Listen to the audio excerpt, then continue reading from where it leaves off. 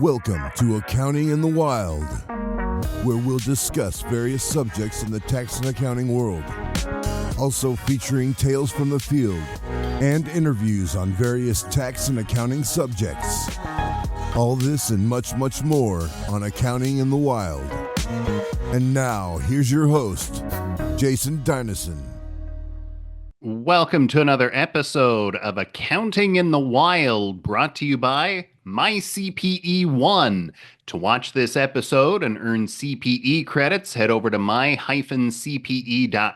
Make sure to include the hyphen and continue your professional learning journey.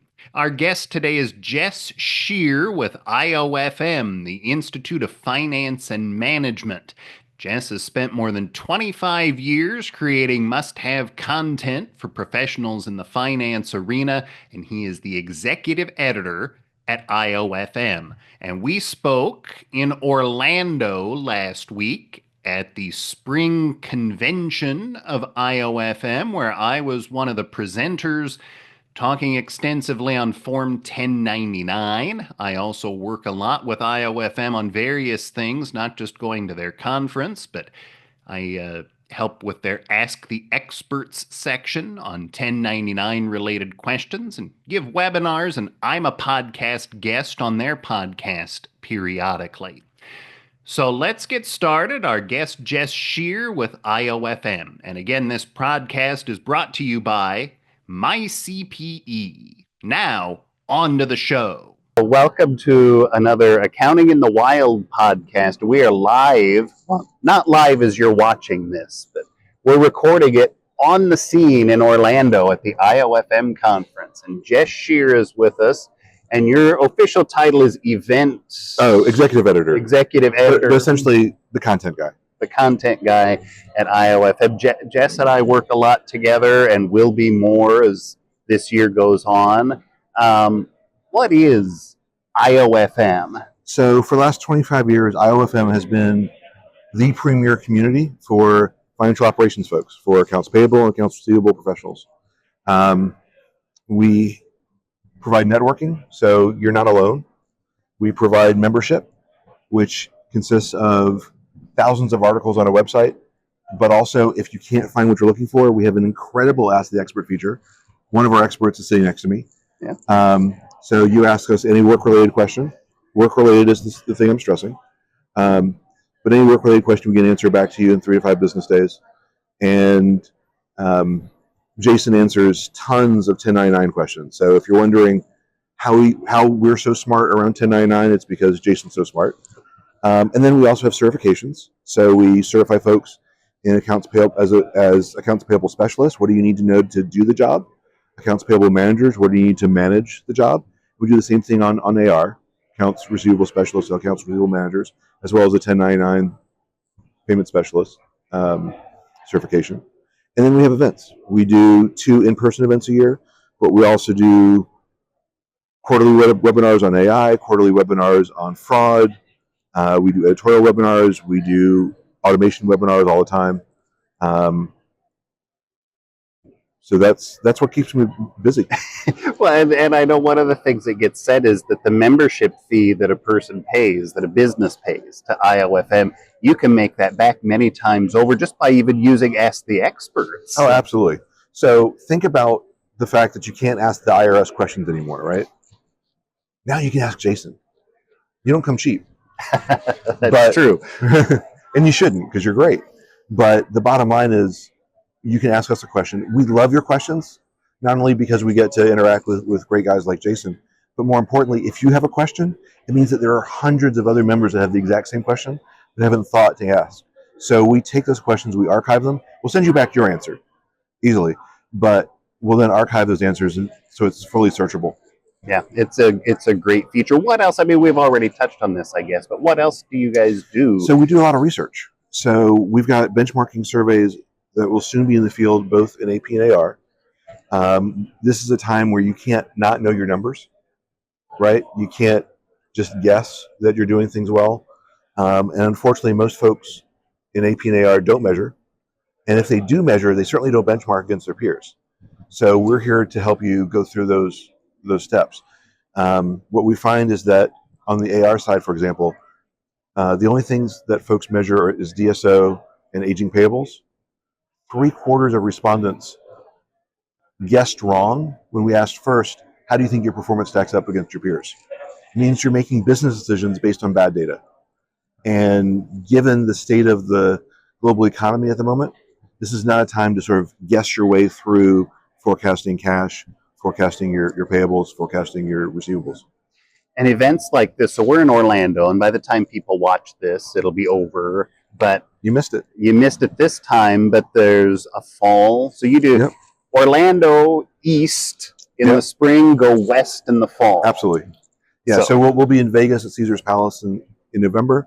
And then we're back here at Lowe's at Universal next May. And how many approximately people attend this event? Hundreds and hundreds. Hundreds.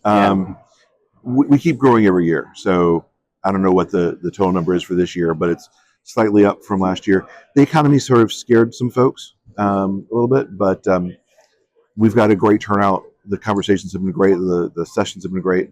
I couldn't pull people out of sessions to go to the next session because we got to keep things moving, which is fantastic. But we're growing. We've been doing these conferences now for 26 years. And the networking, not just attending the educational events, but just talking to your peers also gets you out of your silo and what are other people doing in the field? What challenges are they facing? That's in some ways the most valuable thing. I spend a lot of time putting together the tracks, topics, and speakers at our conferences. I've been tempted to simply say, turn to the person to your right, introduce yourself, and then walk away for 3 days. And they would have as good a time, learn as much as they do with all the sessions at a conference. Yeah. Right? The networking, the understanding of, I'm not the only person with this problem. Others have dealt with this problem before. So we have informal networking. I had to break people up at breakfast this morning to go to our initial keynote, which broke my heart, but my boss was speaking, so I had to. But we also have formal networking. So if you're not the kind of person that goes out of your way to introduce yourself and meet people, we have peer roundtables, one on each day, where we're having a really open and honest conversation around opportunities and challenges. And what we find is everybody's dealing with the same challenges. Everybody has the same needs. And you start identifying folks that are going to the same sessions and are like, look, we've been in the last 3 sessions together. Clearly, there's something that's pulling us together. Let me introduce myself. Because the learning shouldn't just take place over 2.5 days in Orlando or Vegas. It's a 365-day experience, right? Well, and I know one of the best events, you and I did this in Las Vegas, that lunch roundtable with like 12 or 15 people talking about 1099s over lunch. I learned, not so much learn new things, but I learned new about challenges that people are facing, and it helps to mold future learning sessions that I give because of the challenges that people were discussing, and you could see the light bulbs going off in people's heads as other people would say, oh, well, this is what I do on that. Absolutely. Yeah, just realizing you're not alone, because so often AP and AR professionals, let's be honest, aren't well respected in their organizations, aren't loved, and there's very little investment in their future. Mm-hmm. They come to a conference like this and they realize, I'm not alone. I'm not on an island by myself trying to get this work done. I'm in a community of hundreds and hundreds of folks. We have 10,000 plus members. There is a large community here that is dealing with the same challenges, and they're here to help. I mean, one of the things we do, so in addition to the 1099 questions, which worth its weight in gold, I can't brag about Jason enough. But the other thing we do is we have about 200 AP members that are standing by to answer your questions on our AP advisory board, and 55 AR advisory members. These are certified professionals that have been doing this for decades that just want to give back to their community. They're strictly volunteers, but if you're stuck, if you're not sure what to do next, if you're not sure how to jumpstart your automation project, or how to build a business case for automation, or how to build a business case for the process improvement you want, there are folks that have gone down that path before. And so you're not alone. You're not trying to build it from scratch. And a lot of these sessions, not just the live ones at the conferences, but the webinars too, a lot of them are CPE approved. Absolutely. If you're a CPA or other licensing that needs continuing ed. Yeah, so NASBA, the National State Board of Accountancy, validates everything we do, which is a pat on the back.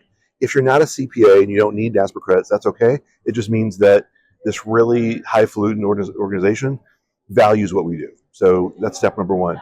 Step number two is we also have continuing education credits for our own certification. And yes, our webinars, our white papers, the content on our website, coming to conferences, etc., all feed into that.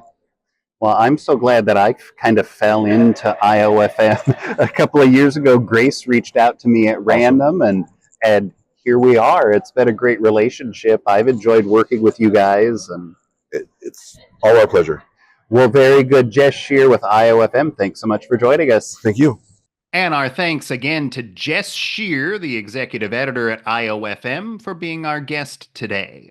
This podcast was brought to you by MyCPE One. For most of these episodes, you can earn CPE credits by heading over to my-cpe.com. You also can find many other courses, and by many, I mean approximately 15,000 hours of content at mycpe.com, my-cpe.com. Make sure to include the hyphen and continue your professional learning journey. Until next time, I'm Jason Dinesen for Accounting in the Wild.